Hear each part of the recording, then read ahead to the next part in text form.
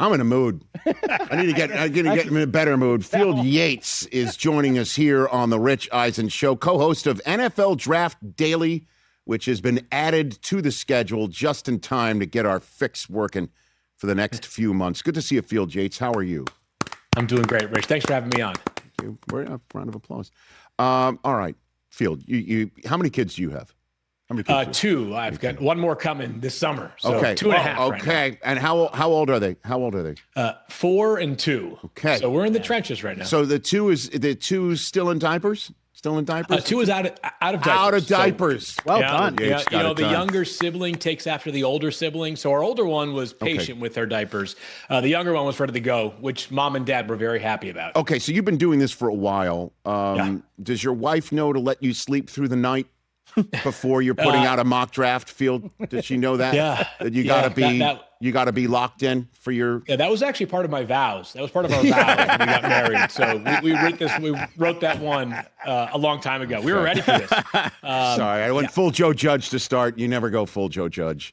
But has anybody uncovered how we landed there in this entire court proceeding? Yes. He was put on the stand to talk about how Chambliss and how Chambliss apparently had respiratory problems a few years ago, and he was giving voice to a football expert, coach expert opinion on how a player does not perform well when he doesn't get a proper amount of sleep, and added that context on his own.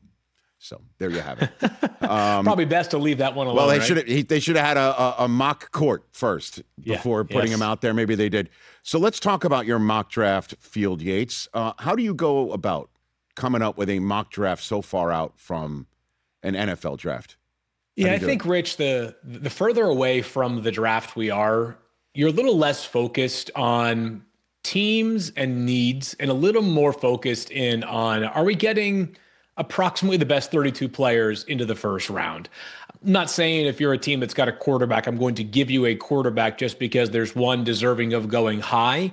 But if I'm sitting here saying to myself right now on February 13th that the Commanders really can't take a wide receiver because they desperately need a pass rusher, well, we still have free agency ahead of us, and a lot of activity will take place between now and when the draft begins. And you kind of acknowledge along the way, too, that at some point in the first round, I would say maybe you're 20 or so picks in, you realize that the guys who are taking 21 to 32 in your mock draft could easily be top of the second round players, and guys that you had on the outside looking in could find their way into the first round of the draft. So people have to remind themselves, which they don't, as I have sometimes seen on the feedback from social media, they're not exclusively for entertainment purposes.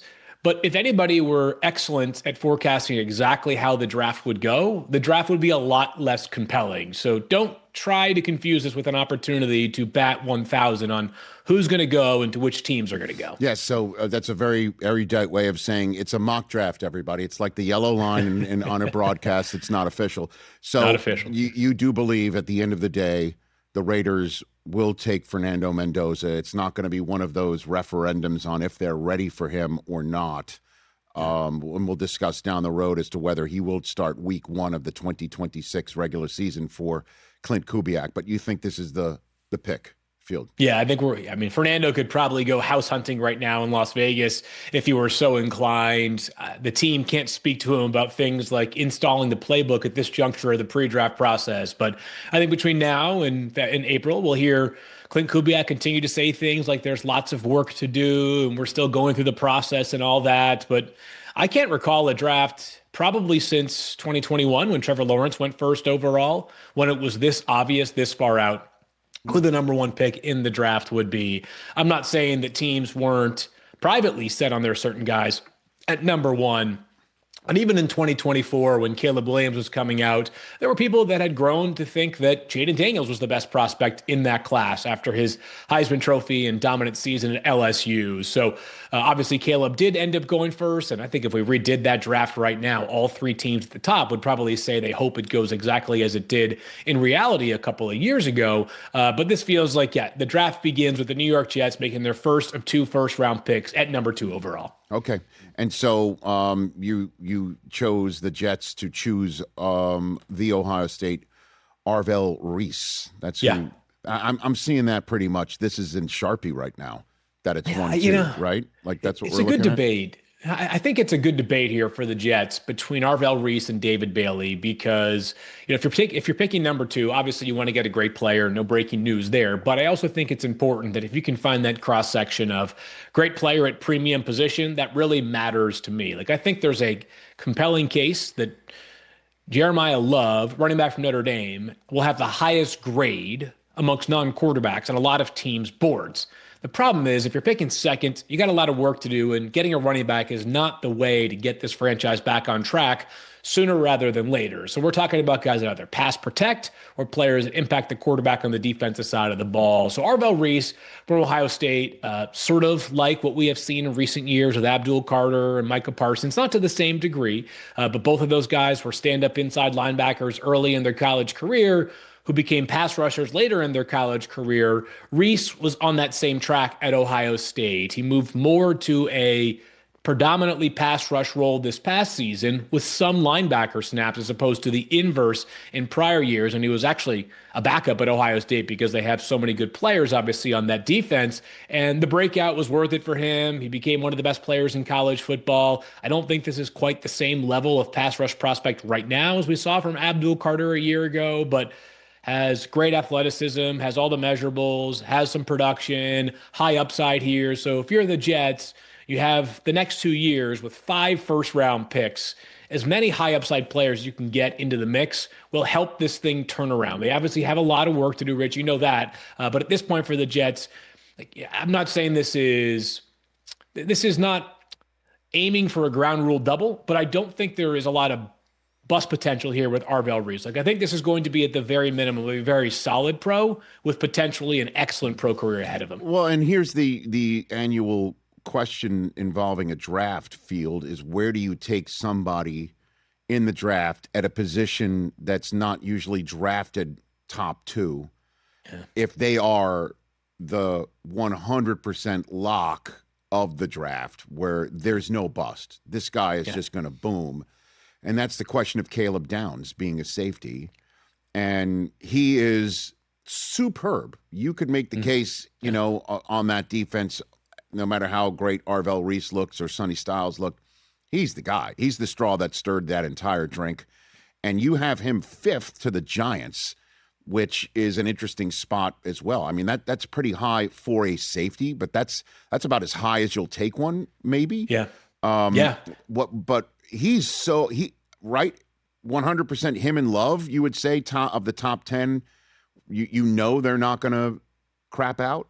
Yeah, I'd be stunned. I'd be stunned if Caleb Downs isn't an awesome player in the NFL for a long time. Right. There hasn't been a safety taken in the first 10 picks since 2017 when the Jets took Jamal Adams 6th overall, and there hasn't been a top 5 safety since the Chiefs took Eric Berry. I was actually back in my days working with the Chiefs. We took him 5th overall, and Berry went on to become the highest paid safety in the NFL for a period of time. Jamal Adams was eventually traded for 2 first-round picks. So while the long term of Jamal Adams' career hasn't been what the Seahawks and maybe the NFL thought it would be when he was, of course, traded from the Jets, he did at one point return a ton of value to the Jets after making him the 6th overall pick. I think Downs is a bit different because from a guy like Jamal Adams, Jamal probably was best, and this is reflected in the fact that he's become a linebacker now, playing in the box, like not the kind of guy you want patrolling the middle of the field like a center fielder. Caleb Downs this past season in Ohio State probably had more high leverage snaps as a box defender, kind of a strong safety than as a free safety, but we've seen that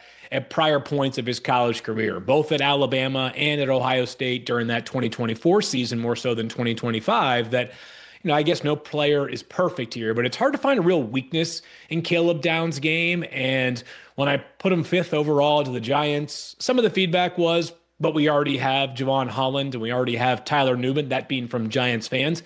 And I hear you, and that's all well and good. But not this guy. This guy, I would tell Giants fans, don't you? Okay, let's be honest here. And someone like John Harbaugh knows what a safety like him can do from the back end of a defense. I mean, just take a look at the history of the Ravens defenses and what they could do. I mean, he is all that. And then interestingly enough, you got Tate is the, if I'm not mistaken, first wide receiver taken. at 7. This is as high as I've seen him so far in mock drafts. And you got him going to Washington to pair up with their, I guess, the GOAT of the current Ohio State run of wide receivers, right? Like to stick him there with McLaurin and get Jaden Daniels another weapon. It's got to be really enticing. Yeah, the Commanders have already talked publicly about the idea of adding young pass rushers to their defense. Certainly could be in play at pick number 7 overall. Right. Have a slightly better grade, though, on Carnell Tate than some of the players that are going to be considered amongst the top pass rushers, like a Reuben Bain Jr. from Miami. So back to the point where we kind of started, which is that like you're trying to get as many players as close to their overall grade as you can in a mock draft, still 2+ months out from the draft. April 13th mock would look a lot different than a February 13th mock. And you might have teams that are reaching a little bit more for needs as opposed to value here. But Tate is a guy who, it's become, this would be 5 straight years now with an Ohio State wide receiver in the first round. And he had to kind of wait his turn. This past year, it was Emeka Egbuka who was drafted in the first round. He was playing less snaps last year than he did this year in the case of Carnell Tate. Jeremiyah Smith was still the main attraction for Ohio State, but Tate averaged over 17 yards a catch. Didn't have a drop at all last year. He's just a pro-ready guy, has some big slot snap exposure as well. He's a player that I think right now you can count on him as your second wide receiver in Washington. And right now also Deebo Samuel is scheduled to become a free agent, an aging player, dealt with some injuries last year. Yes, pass rush is a priority for Washington, but we should not ignore some of the offensive needs they have, because while Jaden Daniels and his play and his health will ultimately dictate the ceiling for this team, a lot went wrong beyond just not having Jaden Daniels last year, including the fact that they were consistently playing like practice squad players called up on Saturday afternoon on meaningful Sunday snaps. So Washington definitely needs to be mindful of some offensive playmakers. Field Yates here on the Rich Eisen Show. And then wrapping up your top 10, what jumped out at me is going to be another inflection point that we're going to be talking about over the next few weeks, is the Saints sitting there right in front of the Chiefs. And the whole sharpieing in of Jeremiyah Love to Kansas City could be completely short-circuited by Kellen Moore saying, you know what, Kamara's getting longer in the tooth, let's go and take him. But you have Jordan Tyson of Arizona State going at 8. Why do you have that? Because that's going to be something I know on draft night as I'm sitting in Pittsburgh waiting to see if Jeremiyah Love is going to go off the board just before the Chiefs, or if the Chiefs are going to jump up because they might get a little twitchy about what Kellen Moore might do at 8. Yeah, they better not get too comfortable at number 9, because you're right. I mean, you could make the case, I think responsibly right now, you could make the case for both the Commanders and also the Saints at 7 and 8 to be real Jeremiyah Love suitors just based off of where they're at. Commanders team that played in the NFC Championship game last year, right? They're probably saying to themselves, were a couple of things going in our favor correctly from being a contender again this year. And the Saints play in the NFC South. All bets are off when you play in that division right now. And they won 4 of their last 5 games. Tyler Shuck emerged as a player they think they can build a long-term future with going forward. So New Orleans, by the way, also GM'd by Mickey Loomis, unafraid to do things audaciously during the draft process. So if some people say taking a running back 8th overall is an interesting idea for a team that won 6 games last year, Mickey Loomis probably relishes the opportunity to entertain those people. He is a special talent, is Jeremiyah Love. I think if you were, again, I said earlier, like if you're stacking just the grades, depending on what the scale is that these teams use, 1 to 100, 1 to 10, 1 to whatever it might be, Jeremiyah Love's grade might be the highest of any player along with Fernando Mendoza in the class. He's an incredibly explosive player. He had back-to-back seasons with a 90-plus yard run. And the most intriguing part, and the reason why he has a chance to be a value at the first 10 picks of the draft, is that I think he comes in and he's immediately on the short list for best receiving running backs in the entire NFL. Bijan Robinson, Jahmyr Gibbs, Christian McCaffrey, amongst the guys that lead the way right now. I think that Jeremiyah Love has the skill set to kind of get into that category sooner rather than later. Or Notre Dame didn't just use him as a running back on screens. Like there are times where he's lining up in the slot and running actual routes, to the point that you're saying to yourself, if he wore number 84 as opposed to 4, and you made him do wide receiver drills at the combine, he probably looked just like the rest of those guys. He is definitely the X factor of the first 10 picks of this upcoming draft. And people might trade up to go get him, not only because he's that talented, but maybe to do everyone in the AFC West, if not maybe the rest of the NFL, a favor and prevent him from going to Andy Reid and Mahomes coming back from an ACL with the Chiefs. You know, like that would be a wild pairing based on what you just said about how talented he could be, to put him in that offense with Mahomes as his quarterback. And one last one for you, Field, before I let you go on with your weekend. The second quarterback taken, and this is another thing we'll be talking about for the next several weeks. Who's it going to be and where's he going to go? It appears you've got Ty Simpson being that guy, and he goes to the Steelers, who are, again, yet another year of us wondering, are they going to draft somebody again? Yeah. The Kenny Pickett drafting, as we know, didn't work out. Why do you connect these two dots?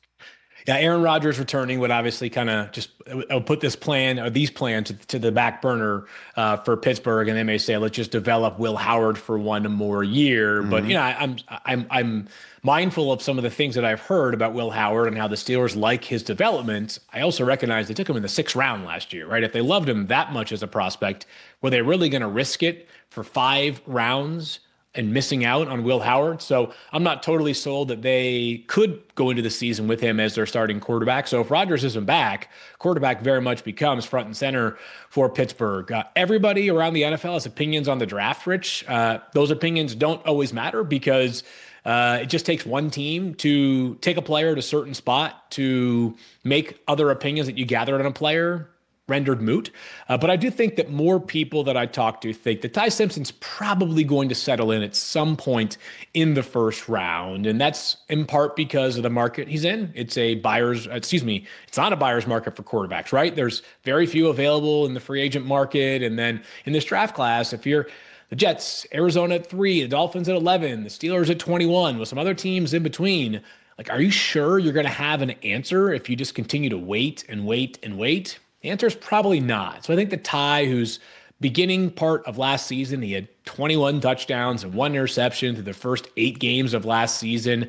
He looked like a guy that was going to go in the first 10 picks, is going to, in some people's eyes, outweigh the final month plus, where he was not nearly as dominant. His decision-making dropped off, wasn't quite as accurate. He was dealing with some injuries and wasn't quite as sudden. He's not a great athlete, but he wasn't quite as mobile in the pocket and outside of the pocket. But there's enough good stuff in the first half of last season that I do think he goes in the 1st round. And even if Aaron Rodgers does return, if I am the Steelers, I do think it's responsible to be looking at life after Aaron, because he's 42. Even if he does return, are you certain that you're going to have this guy for the long term? And are you certain he's going to make it through an entire season? That's just the reality of dealing with the quarterback in his early 40s. Field, Yates, I appreciate the time. Let's do this frequently over the next few weeks leading up to the draft in Pittsburgh. In the meantime, 3 p.m. Eastern every single day. It's called NFL Draft Daily. That's the daily portion of it. At 3 Eastern later, you and the cast of thousands going full metal jacket on this year's draft. Thanks for the time, Field. Appreciate it. Thanks, Rich. Hey, you made it all the way to the end. Thanks for that. Check us out every single day streaming live on Disney Plus and the ESPN app 12 to 3 Eastern.